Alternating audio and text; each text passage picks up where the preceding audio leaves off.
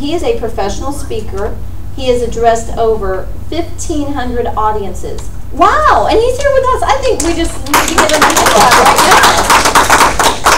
now. All across the country. His speaking clients include firms such as FedEx, AutoZone, Verizon Wireless, AT&T, State Farm Insurance Company, St. Jude's Children's Research Hospital, and numerous national conferences, to name a few. His motivational talks center on the role that values play in the areas of customer service, sales, and management.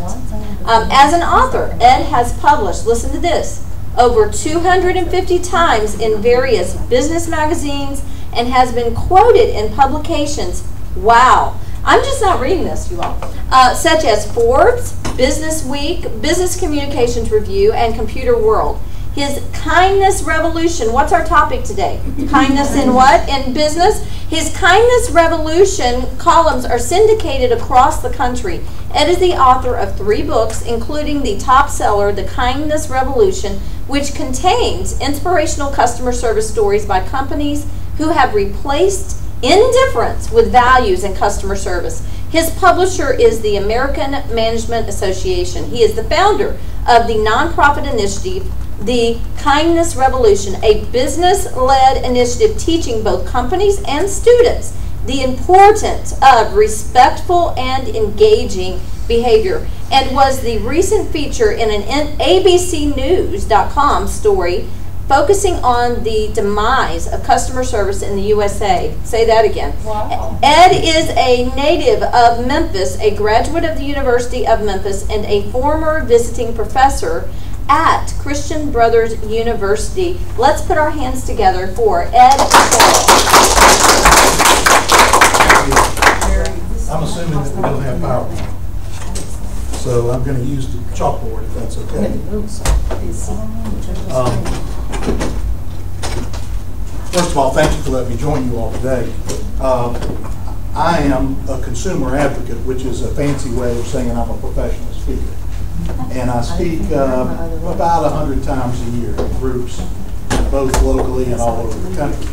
And one of the iconic speakers of all time, Paul Harvey, has said accurately that if you're going to make a living as a professional speaker, you don't change your speech, you change your audience. In other words, the theory is if you have to write a new presentation for every time you speak, and you speak 100 times a year, you're not going to make it. So what you do is you customize your presentations so that they're fresh for who you're speaking to, but they're essentially very similar, you know, for the reasons that I just explained. Now, when I was asked to speak today, I did modify my presentation for you all. So I was relying a lot today on my PowerPoint slides, which I don't have. Okay. So some of what I'm going to do is going to be fresh. I told Sherry it's not the first time this has happened, but I think what I'm going to do today is modify my presentation just a little bit, but we're going to get the same meat on the bone if that's okay with you all.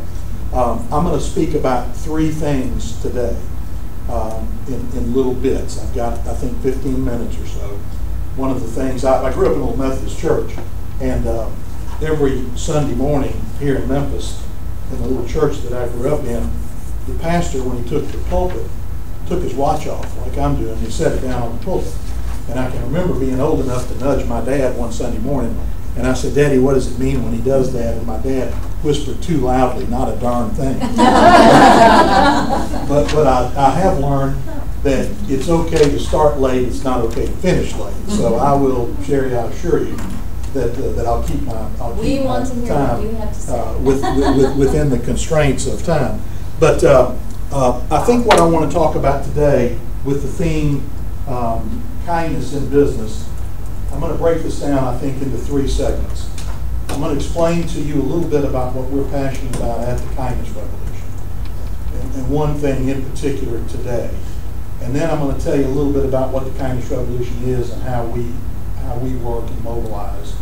And then I want to talk to you about the importance of kindness in business and what that means, if that's all right. So if you'll suspend disbelief and sit back and enjoy your coffee for a minute, these are the 3 segments that I'm going to go into.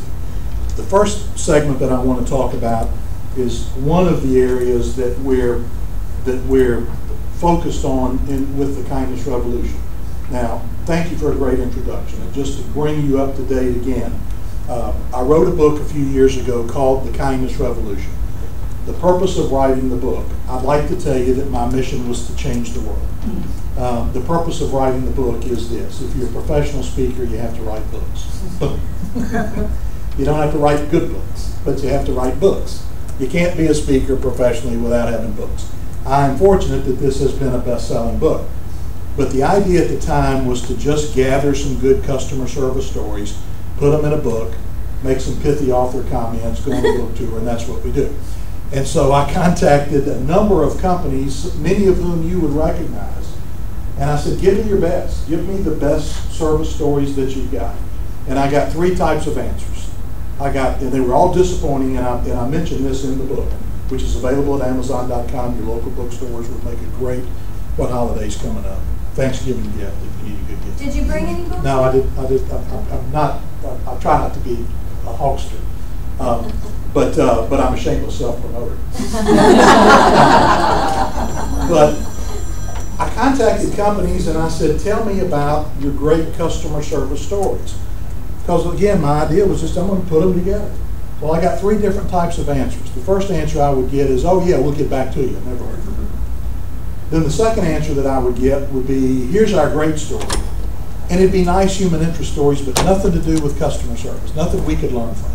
You know, maybe one of their employees helped somebody in the parking lot deliver a baby, or whatever. But not to the extent of the differentiator in customer service. And then the third that I got was the killer, where I had companies that you would recognize say, we'll give you our great customer service stories, but the problem we have is that you'll publish these and then all of our customers will expect that type of service. So I'm going, I've sold the book. Now I've got a literary agent that has sold the book to a publisher who's expecting me to write this book. And I don't have anything. So I went to my friends and family and audiences, and at the time I had a radio show, and I just started going, tell me who the great service providers are. And I got a list of them. And they include L.L. Bean and the Ritz-Carlton and Nordstrom and FedEx, Chick-fil-A and St. Jude. And I went to these companies and I said, okay, I'm writing a book and I want to know what the deal is. What do you do? What causes you to be probably the most expensive in your industry? Probably one of the most iconic, and provide this great service. And what I found that they have in common is they have a core set of values that permeate through the organization, through the employees, to their customers. And these values are discussed, and they're aware, and they're obvious, and they believe them, and they practice them. And that's the differentiator, and that's called a culture. And I wrote a book called The Kindness Revolution. But then after the book, when I was touring with the book, I had a number of businesses who said, why don't you mobilize some companies together in the name of raising the bar of customer service, but let's see if we can join together and do something. And so I liked that, and I did that. And 4 years ago started a not-for-profit called The Kindness Revolution. And in that period of time, and Marty can validate this because she's been one of our loyal early followers, we have looked at every iteration you can imagine. We're like a chamber of commerce. We're funded by business members, and we are funded by a combination of sponsorships and memberships and a lot of different things across the board. And during the last few months, we have found exactly what our niche is and how to do it, and I'm going to share that with you during the second part. But knowing who we are and what we do, we work primarily in 3 groups. We work with businesses to help them improve their customer service. We work with communities to help make them kinder. But just as importantly, we work with schools. And that's my way of introducing you to the first phase of what I want to talk about. And I want you to take this away today. 120,000 people, kids across the country, go to bed every night. They get in a fetal position, they pull covers over their heads, and they cry because they're afraid to go to school the next day because they're being bullied. They're being bullied because of the way they look, they're being bullied because of their names, they're being bullied because of the way they act, They're being bullied because of handicaps that they have, and it's got to stop. Of those 120,000, Harvard estimates that 25% of them are considering suicide. Of those 120,000 that go to bed every night, 17% of them over the course of a year will succeed in committing suicide. This has got to stop. And what we do, one of the things that we do with the Kindness Revolution is we have what we call a program. It's called It's Cool to Be Kind. And thanks to our business sponsors, we take friends of ours who are bullied to schools, and we'll bring them to your place of business if you like. Our friends are bullied because they have funny names. Our friends are made fun of because they look different. But most significantly, our friends are made fun of because they're deaf. They can't hear. So mean people call them dumb. They call them stupid. And they mock them. And make fun of them. We go into schools, elementary schools primarily, and we tell the story of my friends. And we get the kids riled up because we tell them there's part of the story you're going to like and they cheer, and there's part of the story you're not going to like and they boo. And once they really get riled up, I like to tell them, I want you to meet my friends. I want you to meet friends of mine who have suffered from this indignity, but still just are kind. And they're kind because they pay attention to children with special needs and elderly people and ill people. And then we bring in the mascots of the Kindness Revolution, who are Izzy and Lottie Dot. And Izzy and Lottie Dot are deaf Dalmatians. And the kids go crazy. And Dalmatians genetically are deaf. They're hard of hearing. And these two dogs were discarded by their owners because they were deaf. They were left on the side of a road. And their spotter mom, that we call her, these are our official mascots of the Kindness Revolution, Patricia Bell, rescued these dogs, cared about, loved them.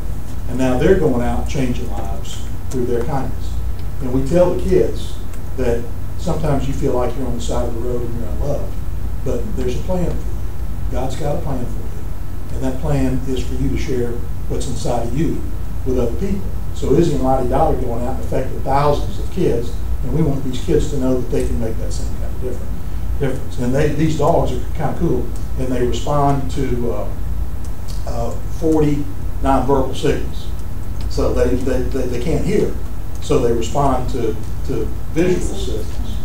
Well, you weren't at the Prosperity Series when we introduced it a couple of weeks ago. We talked about it. Yeah, and so we take these dogs to the schools. We were at St. Anne's and Bartlett a couple of weeks ago, and we're going to Grace St. Luke's in a couple of weeks. And we're going to Greenwood Elementary, and we'll go where you are. This is part of what we do, and we have posters for the schools to put up that have pictures of Izzy and Lottie Dot. So that's part of what the Kindness Revolution believes in. Now, the way we operate and spread our footprint, and Marty, you'll find this interesting because we touched on this just a little bit, but it's become so dynamic over the course of recent months, thanks to Lynn McDonald. What I'm about to share with you is a direct result of networking and belief in something that can become great. We work with Troy and Lynn and Aaron at the McDonald Allstate Agency. And Lynn got excited about what the Kindness Revolution is doing and could do, especially in marketing, cause marketing, which is what we are. So she got me a gig down in New Orleans to speak to the National Association of Professional Allstate Agents. And I shared the story about the Kindness Revolution. Well, as a result of that presentation, we have formed a collaboration with 9,000 Allstate agents across the country. And so what we do, literally, I'm getting text messages today about new, what we call community champions of the Kindness Revolution. And we're now in a couple of dozen cities with the goal to be in between 500 and 1,000 in a couple of years. And the way we operate is very simple. We have a community champion, which is a sponsored membership. And that community champion in a city is the owner of the Kindness Revolution, if you will. So let's say that this is an agent who wants to get out in the community and market. And we show them that this is a cause marketing program And then we show that agent how to invite, ideally, 50 like-minded companies that become in their base as members of the Kindness Revolution, who are sponsored by that agent. And these companies get information from us thanks to our community champion regularly, which includes everything from posters to training materials to notification of events, opportunities to recognize their employees or whatever. So we mobilize the community thanks to our community champion. And then these companies have employees and friends and family and customers. And if they're schools, they have teachers and they have parents and they have administration, which become friends of the Kindness Revolution. And we also create social media, actually for our community champion, encouraging this base to follow. And we post on their, if they have a business Facebook page, we post what we call Kindness Dailies. And if they don't, we set up a page for them and we post it on their behalf. So you can see the opportunity that we've got when we generate this following of friends of the Kindness Revolution who are glad to be getting information from the members of the Kindness Revolution, which are sponsored by the community champion. And literally, thanks to this collaboration, we're adding our footprint. We're from Tampa, Florida, to Connecticut, to California, and everywhere in between, literally growing every day. So we're delighted with the footprint and the impact that we're making in different communities. Now, the key element here is the simple fact that in today's world, it's time for kindness. We like to tell the story that I'm a business person, and we love pay it forward, we love random acts of kindness, we love all of that, but that's not what we're all about. We're a business-oriented operation, and we feel like, and I'm going to share with you some surveys that validate this, if we treat our employees with dignity and respect and courtesy and kindness, they're going to stay with us because they don't get that treatment other places. If we treat them and make them contented, and I'll use an analogy here in a minute, they're going to stay with us, they're going to be loyal, and they're going to attract a certain type of customer. And if you want a good example of this, go to Chick-fil-A. Now, I know Chick-fil-A's had a little controversy, and we're talking about belief systems there. But when it comes to customer service, it doesn't get any better. They treat everybody the same. It's not coincidental customer service, it's branded. These people are trained to create a great atmosphere. And if you go to a Chick-fil-A, go with me to Chick-fil-A, watch the people who own the operation because they will be there. Watch the people who are working there. Watch the people who are eating there. Just observe them, 15 minutes. Go down the street, go to a competitor. I won't mention the name of the competitor, but watch the people that are in there. See if you see a difference, and you will. You will, because there is an attraction based on that culture, which is based on values. Now, here's the important thing for us to remember when we're talking about kindness in business. The key to kindness in business is not an attitude, it's a behavior. And that's the most significant thing that we teach our business partners. We can't manage attitude. Okay, as a manager or supervisor, I cannot manage your attitude. Because you can tell me you're happy and I got to buy it. But I can manage how you behave. You have to behave like you. You have to behave like you're respectful. You have to behave like you care about your job. I don't care whether you do or not. I had a presentation that I made to a car dealer a few weeks ago, and we were talking about this difference in behavior and attitude. And I said, when your customer pulls off the lot and you're waving at them like that, they don't care if you're thinking, I hope that SOB never comes back here. Okay? Because they're not going to spend any bandwidth thinking about it. They just see, oh, I'm important and I care, and you can just stand there and go, oh, man, I hope she never comes back here. But you act like you care about them, and that's going to make them want to come. Because in today's business society, we have options. We have choices we can make.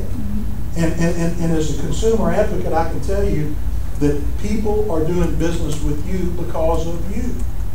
They're not doing business because of what you do, because we have options as to get what you do, regardless of what it is. About the only one is a utility company. That's about the only company that we're locked into. I don't care whether it's send out cards, I don't care whether it's fashion, I don't care whether it's consulting, I don't care whether it's telecom, I don't care whether it's travel, I don't care whether it's insurance, I don't care what it is. Retail, shopping, whatever, we got options. So what's going to cause me to drive past those other options to do business with you is you. And you is the way I'm treated. If you make me feel important, you make me feel special, I'm going to go out of the way to do business with you. So, kindness in business. We at the Kindness Revolution like to do surveys. And we have done surveys on this constantly. And I know I've just got a couple of minutes left. The number one reason that you will lose a customer and they'll never come back is due to an attitude of indifference on the part of one employee in your organization. Now, that could be the person who answers the phone, it could be the person who delivers the stuff, or it could be you.